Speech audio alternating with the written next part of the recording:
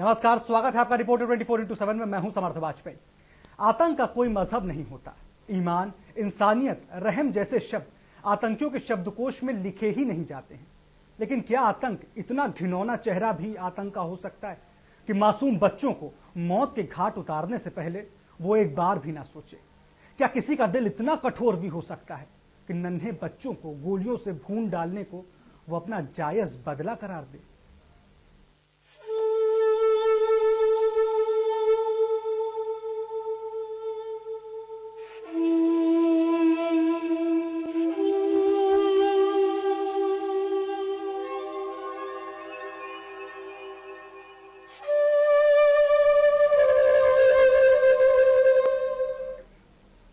पाकिस्तान के पेशावर शहर में आर्मी स्कूल में कल आतंकियों ने घुस करके एक स्कूल के अंदर आतंकी हमला किया और एक एक करके 132 बच्चों को मौत के घाट उतार दिया।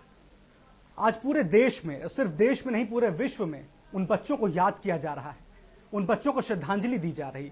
आप देख रहे हैं भारत के 6 शहरों की ये तस्वीरें, जहां पर उन 132 बच्चों को, जिनको कल आतंकियों ने मौत के घाट उतार दिया, मौत के घाट उतारने से पहले एक पल के लिए भी नहीं सोचा, उन 132 बच्चों को श्रद्धांजलि दे रहे हैं भारत के अलग अलग शहरों में स्कूलों में पढ़ने वाले ये बच्चे। आप तस्वीरें देख रहे हैं दिल्ली की, मुंबई की, देहरादून, कानपुर, नोएडा और मेरठ। और ये सिर्फ ये 6 शहर नहीं हैं, बल्कि पूरे देश में, और सिर्फ पूरे देश में ही नहीं बल्कि पूरे विश्व में उन बच्चों को याद किया जा रहा है जो आतंक की भेंट चढ़ गए हैं। कहीं ना कहीं सबकी आंखें नम हैं। आतंक का ये कौन सा घिनौना चेहरा है जिसको बार बार आतंकी हमारे सामने रख रहे हैं? वाकई में क्या इंसानियत जैसे शब्द, ममता जैसे शब्द आतंकियों की शब्दकोश में लिखे ही नहीं जाते हैं? बड़े सवाल हैं। आखिरकार मासूमों का कत्ल करके, इन मासूमों को अपना शिकार बना करके आतंकवाद कौन सा जंग आतंकी जीतना चाहते हैं? आतंकवाद के जरिए कौन से जिहाद को बुलंद कर रहे हैं और आतंकवाद के जरिए कौन से जायज हक की लड़ाई लड़ रहे हैं? ये आतंकवादी, बड़े सवाल खड़े होते हैं। हम और आप सिर्फ श्रद्धांजलि दे सकते हैं, हम और आप सिर्फ याद कर सकते हैं और जो उन परिजनों के ऊपर बीत रही है उनका दुख साझा कर सकते हैं। लेकिन जिन बच्चों की मौत हो गई, जिन 132 बच्चों को एक एक करके मौत के घाट उतार दिया गया, उनके परिजनों का दुख क्या है उसको हम महसूस भी नहीं कर सकते।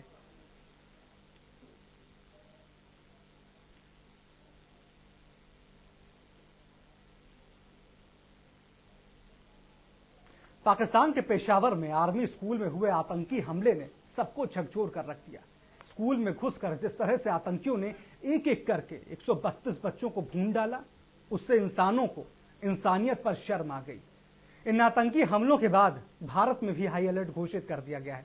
डर है कि आतंकी हमारे देश में भी अपने नापाक मंसूबों को अंजाम देने की कोशिश कर सकते हैं।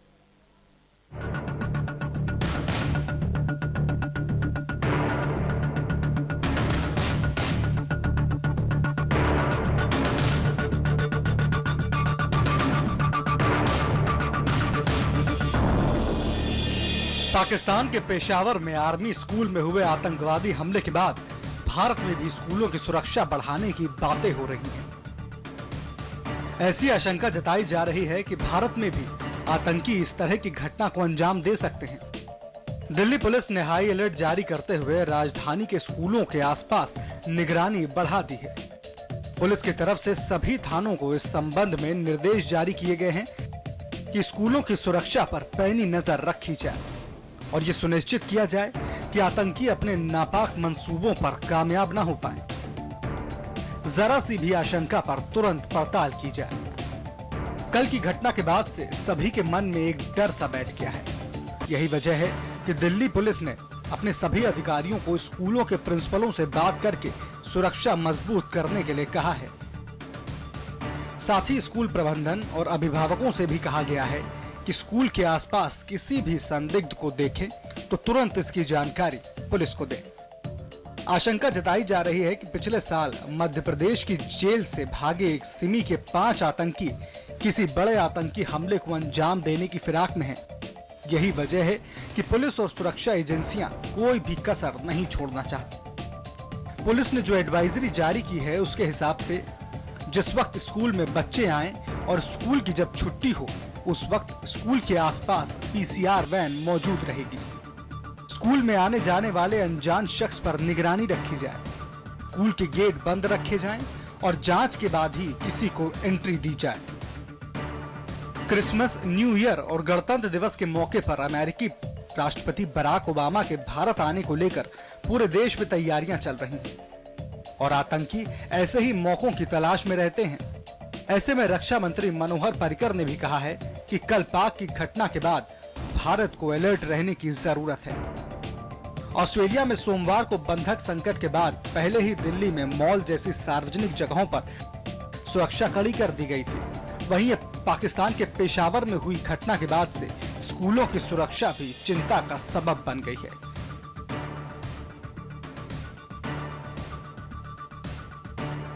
Bureau report, reporter 24x7।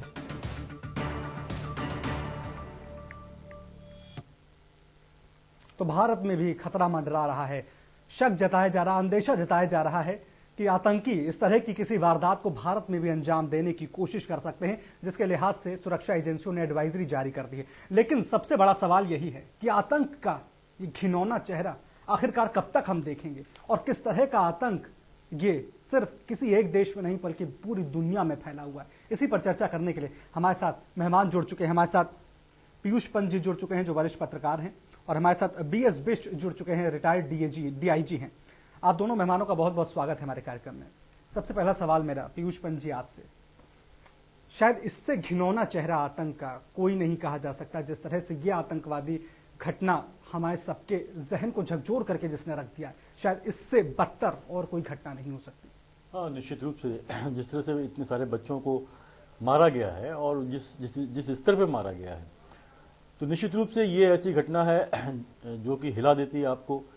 और मैं कहूँगा कि मतलब इससे भयानक और क्या हो सकता है। देखिए, मासूम बच्चे, जो छोटे बच्चे थे स्कूल में पढ़ने आए थे, पढ़ रहे थे, और बड़े बच्चे जो थे वो भी, जिस तरह से उनको मारा गया है, वो पूरा का पूरा ये जो घटना है ये बहुत ही गंभीर है और बहुत ही जो है कि दिल दहलाने वाली है, जिसकी निश्चित रूप से कुछ सोचना पड़ेगा कि जिस तरह से आतंकवादी घटनाएं घटित हो रही हैं पूरे विश्व में, और ख़ासकर जो है कि अब एशिया में हम लगातार देख रहे हैं जिस तरह की वारदातें बढ़ती चली जा रही हैं।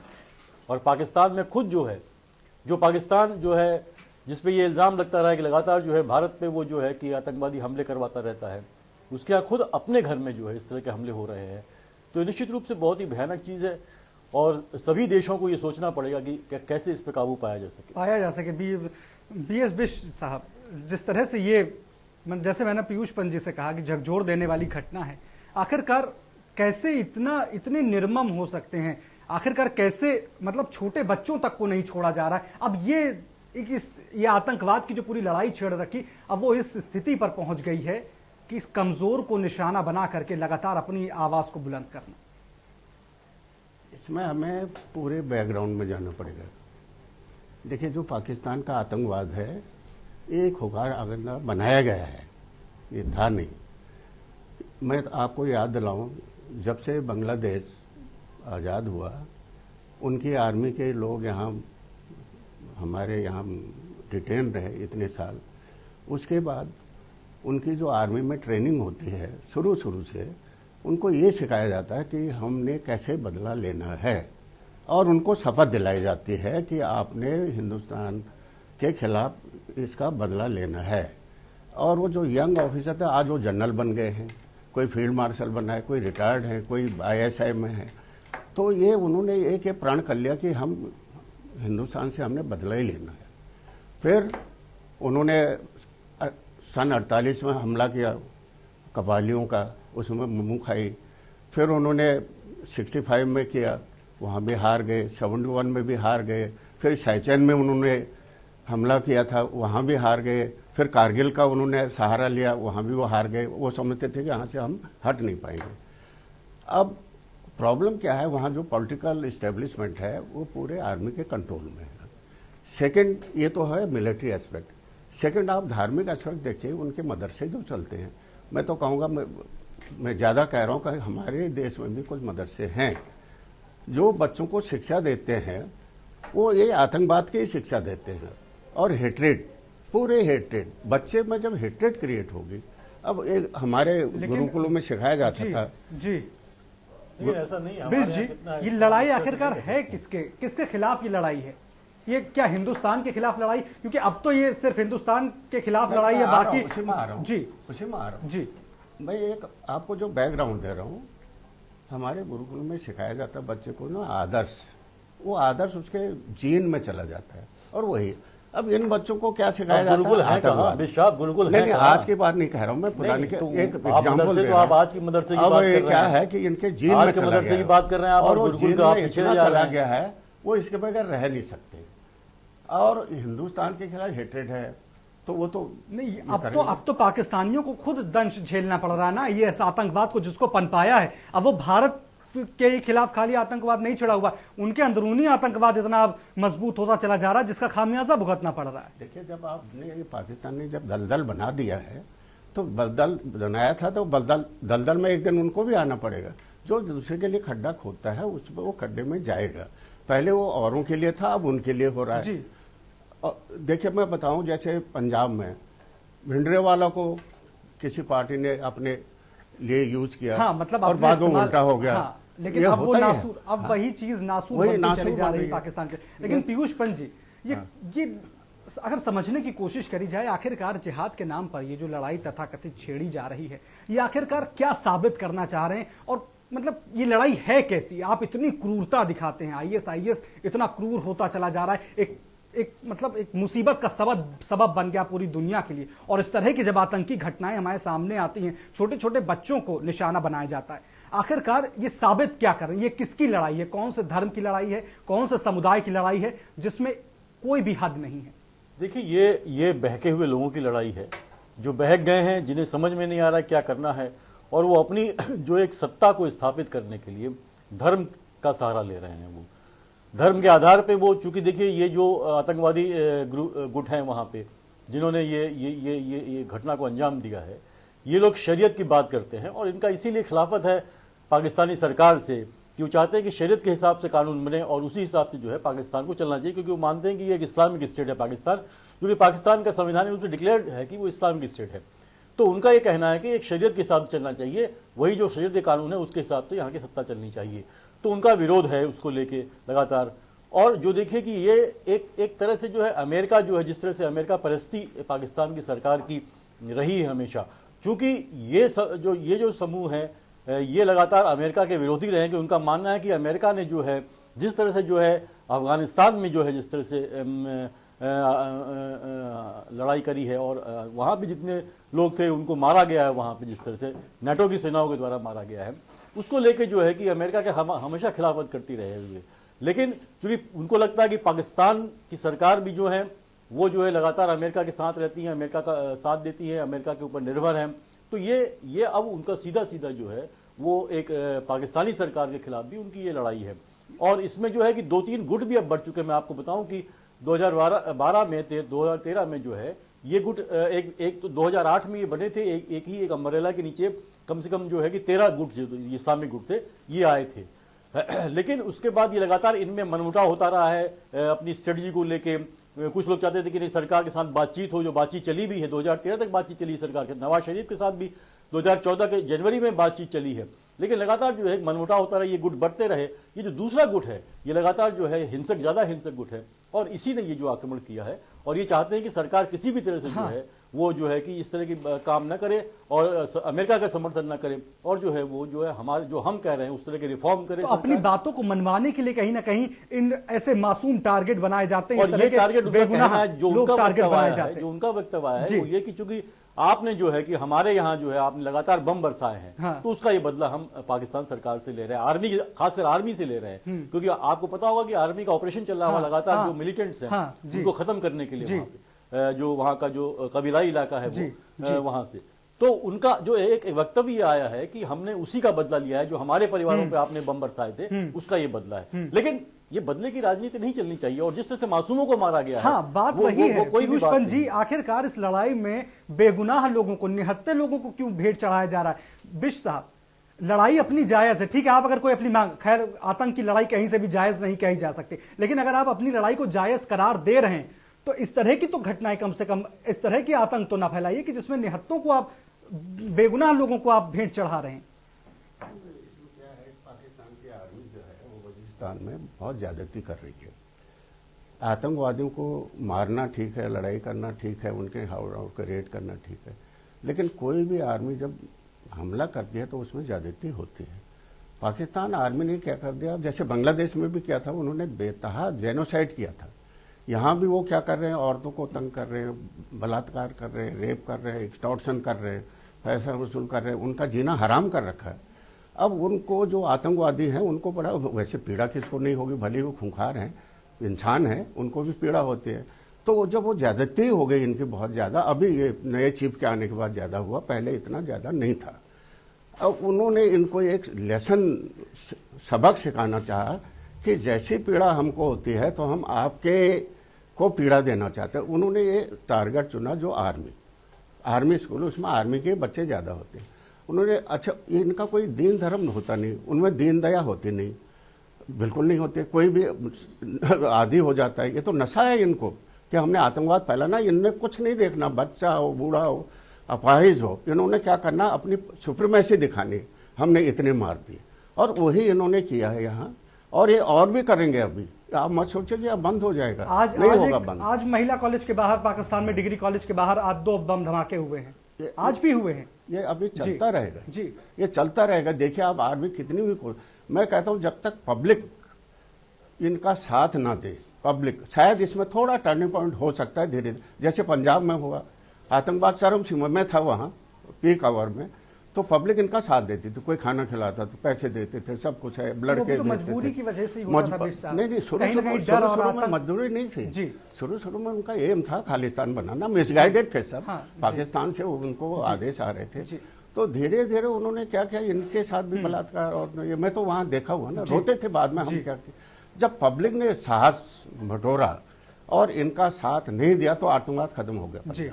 वैसे ही कश्मीर में, मैं कश्मीर में भी रहा हूँ, 89 से लेके अभी तक। अब तो थोड़ा होम मेड आतंकवाद नहीं है कश्मीर में, I can give you guarantee. वहाँ भी ऐसे हुआ, वहाँ तो ये हाल था कि पब्लिक, मैं जाता था, आप इंडियन है, मैं आपको चाय नहीं पिलाऊंगा, और वो टैक्सी वाला, no I will not take you because you are Indian. ये हालत थी वहाँ। तो ऐसे हालात में नेचुरली वो पनपेगा, पनपा बहुत, जिन्होंने सिंचाई बहुत की उसकी, पब्लिक ने सिंचाई की, उसको उगने दिया, फलने दिया, और जब फल गया और जब फल इनके काम नहीं आया तो इन्होंने क्या किया, फिर पब्लिक ने धीरे धीरे रियलाइज किया, भाई ये गलत है, हमारे साथ ही हो रहा है, हम ही ने इनको पाला। फिर लेकिन वहां का आतंकवाद ये खत्म हो, अब इम्पोर्ट हो रहा है आतंकवाद, ये इम्पोर्ट हो रहा है, विदेशी आ रहे हो रहा है। और एक बड़ा सवाल ये खड़ा हो रहा है, अब कोई भी जगह दरअसल अब निकल करके सुरक्षित नहीं है, कोई भी जगह सुरक्षित नहीं है। जिस तरह से मस्जिदों में हमला होता है, सिडनी में जिस तरह से कैफे में हमला हुआ, उसके बाद स्कूलों में हमला हो रहा है। पीयूष पंत जी, अब कोई भी जगह सुरक्षित नहीं और आतंकियों की पहुंच से दूर नहीं। नहीं, बिल्कुल। देखिए, ये क्योंकि उनका एक नेटवर्क, बहुत तगड़ा नेटवर्क उन्होंने डेवलप किया है अपना, और वो लगातार अपना टारगेट जो तय कर लेते हैं, वो उसके लिए पूरी मेहनत के साथ पूरी करते हैं, और पूरी रेकी करते हैं, सारा कुछ करते हैं, और उस ऑपरेशन को अंजाम देते हैं। और ये सच बात है कि जो उनका कोई भी ऐसी चीज़ जगह महफूज नहीं है जहां मतलब उनके आतंक से या उनके ये वारदात को अंजाम देने से। तो ये एक बहुत बड़ा, चूंकि बहुत से ग्रुप इसमें पैदा हो गए हैं और इनको शय भी मिल रही है। आप देखिए, सऊदी अरेबिया से जो पैसा मिलता है, ये भी जो जितने आतंकी गुट हैं उनको पैसा मिलता है। उधर पाकिस्तान जो है, सरकारी रूप में पाकिस्तान जो है, वहाँ की सेना और वहाँ की जो इंटेलिजेंस है वो इसकी मदद करती है, खासकर जो भारत में आतंकवाद फैलाया जा रहा है पाकिस्तान की तरफ से, उनको वो करती है। सरकार इसका इस्तेमाल करती है आतंकी गुटों का, कि अपने को डाइवर्ट करने के लिए, जनता का कश्मीर को एक मुद्दा बनाने के लिए। लगातार आपने भी देखा किस तरह सरकार के समर्थन से जो है वहां पे जो है हाफिज सईद जो है आया, उसने बहुत बड़ी मीटिंग करी वहां पे। तो ये सारी चीजें हैं जो इनको एक बल पहुंचाती हैं और ये कहीं भी अपना जो है आक्रमण करने में सफल हो जाते हैं। लेकिन बिश साहब, जिस तरह से तालिबान ने यह हमला किया, और ये कोई पहला हमला नहीं है, लगातार तालिबान का दंश, तालिबान के आतंक का दंश पाकिस्तान झेल रहा है। क्या अब आपको लगता है कि अब पाकिस्तान को भी, अब पाकिस्तानी हुकूमत को, सेना को भी अभी महसूस हो रहा है कि अब अपना ही जो जिस सांप को पाला था अब वही आस्तीन का सांप साबित हो रहा है? जैसे मैंने कहा कि जैसे पंजाब में खड़ा किया था जी हमने, तो जी, वो धीरे धीरे मैंने जैसे पहले बताया जी था, जी बिल्कुल, इनको भी धीरे धीरे अब रियलाइज होगा। अभी जो मीटिंग हुई है आज पेशावर में, सब पार्टियों की मीटिंग हुई है, उन्होंने महसूस किया ये कि अब उनको पता चल गया कि ये हमारे खिलाफ अब ये सांप हमें ही डसने वाला है और डस रहा है और डसता रहेगा। क्योंकि आतंकवादी ये है, आप ये मत सोचो वो बहुत न्यूमेरिकली सुपीरियर हैं या स्केल में सुपीरियर हैं, वो कमज़ोर है तो कमज़ोर आदमी anywhere they can strike to a weak point, ताकि आपको दर्द हो। जैसे आर्मी में कहीं आर्मी बहुत स्ट्रांग नहीं होती तो गोरिल्ला भेजते हैं, तो वो कहीं भी स्ट्राइक कर सकते हैं। अच्छा, इसमें एडवांटेज क्या है, इनिशिएटिव इनके हाथ में है, आतंकवादियों के हाथ में। जो डिफेंडर है उनके हाथ में नहीं है, हमें पता नहीं कहाँ से आ रहे हैं। इन्फॉर्मेशन होगी, इंटेलिजेंस होगी, वो हार्ड कोर तो होगी नहीं, वो जनरल होगी और स्पेसिफिक होगी, तो कहाँ स्ट्राइक कर रहे हो, वो मान लो कहीं आ रहे हो, तो वो इसलिए डिसएडवांटेज है। तो वो जब तक हम रिएक्ट करते हैं तो अपना काम पूरा करके वो भाग जाते हैं। और ये जो अभी उन्होंने एक जो ग्रुप बनाए यहाँ, इन्होंने ऐसे ट्रेन कर दिए डेडिकेटेड, जैसे मैंने कहा कि मदरसों से इनको ट्रेनिंग, अब उनका ये हो गया कि हमने मरना है, वो सीधे उनको जाना है ऊपर, जन्नत मिलनी है। तो ये जो ग्रुप बनाते, बड़े ग्रुप नहीं होते, इस तरह से पूरे आतंकवाद को पनपाया अपने देश में, मैक्सिमम 10 ऐसे ही बना के भेजते हैं। इस तरह से इनको ये होता है कि भाई यू गो, जी आप जाएंगे, आपको 10 दिन रहना पड़े, ज्यादा नहीं, 5 दिन 10 दिन मैक्सिमम, इतना इनको लिए खाना भी भेजते हैं। तो वहाँ उनके बादाम के ड्राई फ्रूट रहता है ताकि आप सर्वाइव। उनका एम नहीं है कि आप बच के वापस आओ, उनका एम है कि आप जाओ, जितनी देर जी रहे हो, एक भी आदमी जीता है तो वो ज्यादा से ज्यादा आदमी, वो जिहाद की लड़ाई लड़ने की असल में दरअसल उनसे बात की जाती है, जिसमें वो अपने आप को ये सोचते हैं कि हम अपने धर्म के लिए, अपने समुदाय के लिए लड़ाई लड़ रहे हैं। जी, बॉम्बे में वैसे हुआ। लेकिन पीयूष पंत जी, जैसा सवाल मैंने बिश साहब से किया कि पहले तो तालिबान, एक ये भी जुमला चलाया गया था कि गुड तालिबान और बैड तालिबान होता है, लेकिन अब वही तालिबान गुड की संज्ञा से बिल्कुल हटता हुआ नजर आ रहा है और इतना घिनौना चेहरा अपना दिखा रहा है।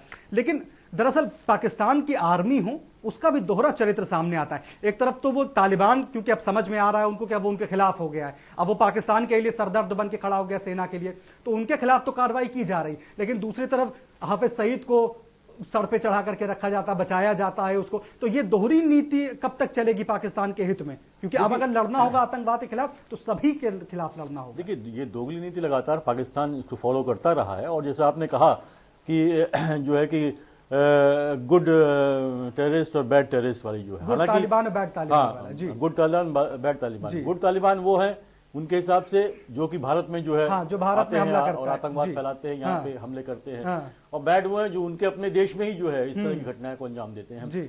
हालांकि जो वर्तमान जो सेनाध्यक्ष हैं उन्होंने इस चीज को, इस थ्योरी को निगेट किया है। ऐसा नहीं है कि सभी तालिबान एक से होते हैं, लेकिन फिर भी अभी भी वो ये फीलिंग है वहां पे, और वो गुड तालिबान को लगातार वो भारत के खिलाफ खड़ा कर देते हैं जो उनके लिए।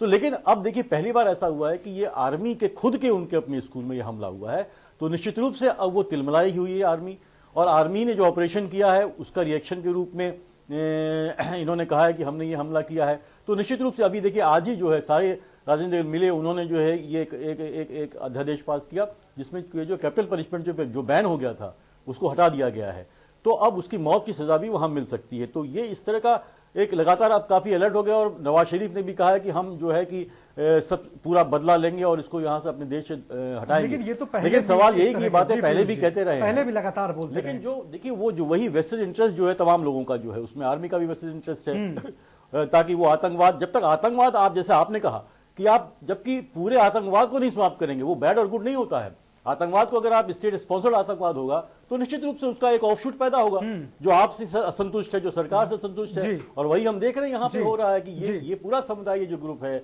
ये जो आपके क्या नाम तहरीके तालिबान जो है, ये पूरा का पूरा, क्योंकि देखिए ट्राइबल एरिया है वो पूरा, वहां पे पहले सेना जब गई थी वहां पे, तो बहुत से वायदे किए थे कि भाई हम यहाँ पे विकास करेंगे, सब कुछ करेंगे, कुछ नहीं हुआ, धोखाधड़ी हुई उनके साथ। और लगातार फिर उनको लगा कि ये हमको यहाँ से जो है डिस्प्लेस करने जा रहे हैं, ये अपना कब्जा करना चाह रहे हैं, जबकि वो अपने जो ट्राइबल समूह होते हैं वो अपनी सत्ता चाहते हैं वहां पे। तो ये लड़ाई भी थी, तो लगातार इसीलिए उनको लगातार इस स्टेट के खिलाफ होते चले गए वो लोग, और ये अभी तब तक बरकरार रहेगा जब तक आप वहां पे डेवलपमेंट नहीं करेंगे। हुआ क्या है, ये इसका पॉलिटिकल जो एक ना फैक्टर है, बहुत बड़ा फैक्टर है। जितनी भी सरकारें रही हैं वो सिर्फ जो है आतंकवाद के नाम पे जो है अमेरिका से पैसा लेते रही हैं और पैसा कमाती रही हैं, और विकास की तरफ उन्होंने ध्यान नहीं दिया है। ट्राइबल एरियाज के विकास की तरफ ध्यान नहीं दिया। अगर ट्राइबल एरिया का विकास हो तो जनता वहां की जो है उसको उसका फायदा मिलेगा, तो वो इनके चक्कर में क्यों आएगी?